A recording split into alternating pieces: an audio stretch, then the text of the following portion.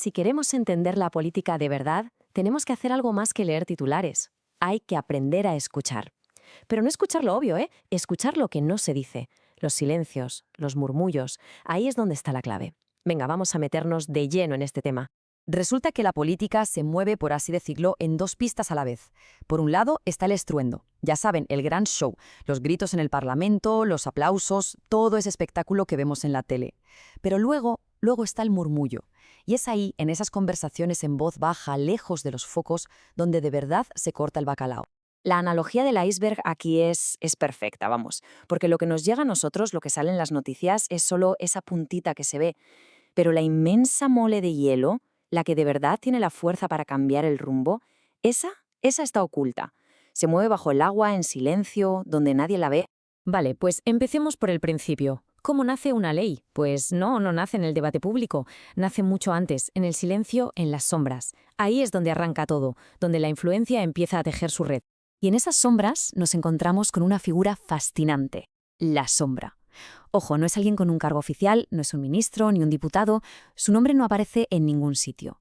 Es alguien con tanto poder, con tanta influencia, que sin tener voto propio es capaz de orientar el de todos los demás. Imagínense, como un director de orquesta invisible. Y lo más curioso es cómo funciona este poder. La sombra no tiene despacho, no da entrevistas, no necesita nada de eso.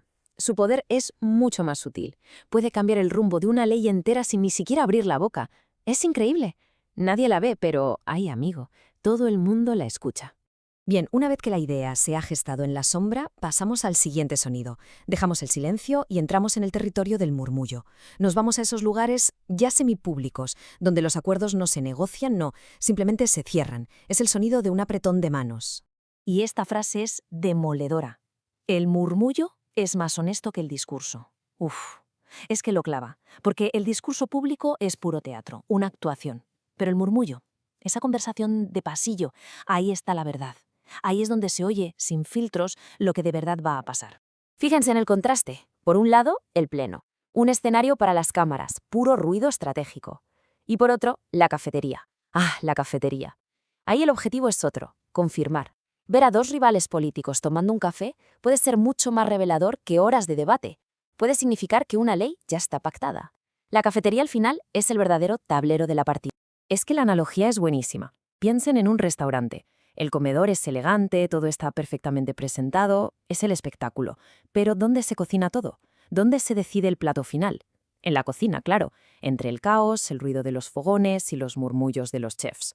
Pues bien, la cafetería del Congreso es esa cocina. Vale, entonces, si todo lo importante se cuece en silencio y se confirma con murmullos, ¿a qué viene tanto grito? ¿Para qué sirve todo ese espectáculo que vemos en el telediario? Bueno, pues porque ese ruido no es casual, es en sí mismo una herramienta, una estrategia muy calculada. La táctica es la de un mago, básicamente. ¿Qué hace un mago? Llama la atención con una mano, con un gesto espectacular, para que nadie se fije en lo que está haciendo con la otra. Pues esto es igual. Se monta un espectáculo tremendo, un debate encendido sobre un tema, para que todos los focos apunten ahí. Y mientras tanto, por la puerta de atrás, se apruebe la ley que de verdad querían pasar sin que nadie se entere. Pura distracción. Y esto nos lleva a una conclusión clave. Se habla para ser visto. Punto. Cuando vemos a un político dando un discurso a gritos, casi nunca está intentando convencer a sus colegas de la bancada de enfrente. Que va, esos votos ya están más que decididos. Le está hablando a la Cámara, le está hablando a su electorado. Es una performance. Pero ojo que en el gran teatro de la política no solo el ruido es una herramienta. Su contrario, el silencio, también lo es. Y a veces la forma más poderosa de silencio es una ausencia, una silla vacía en una votación importante. Eso casi nunca es un despiste, ¿eh? Es un movimiento calculado que puede ser decisivo. Como dice la frase, en política la ausencia también vota. Y vaya si vota.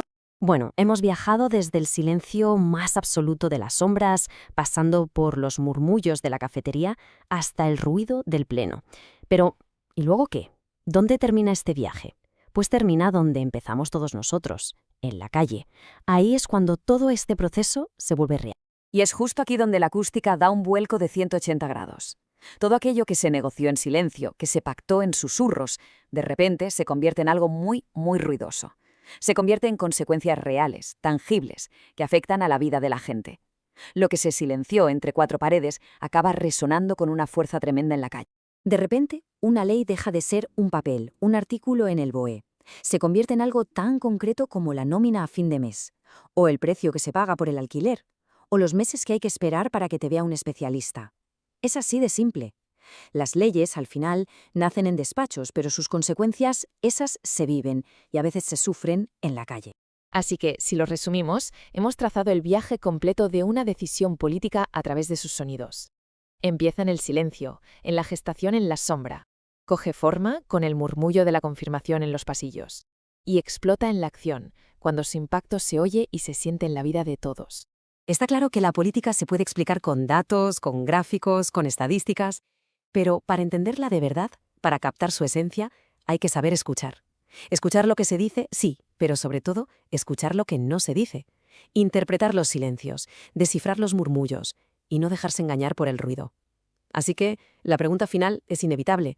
Después de ver todo esto, ¿qué se puede empezar a escuchar de otra manera a partir de ahora?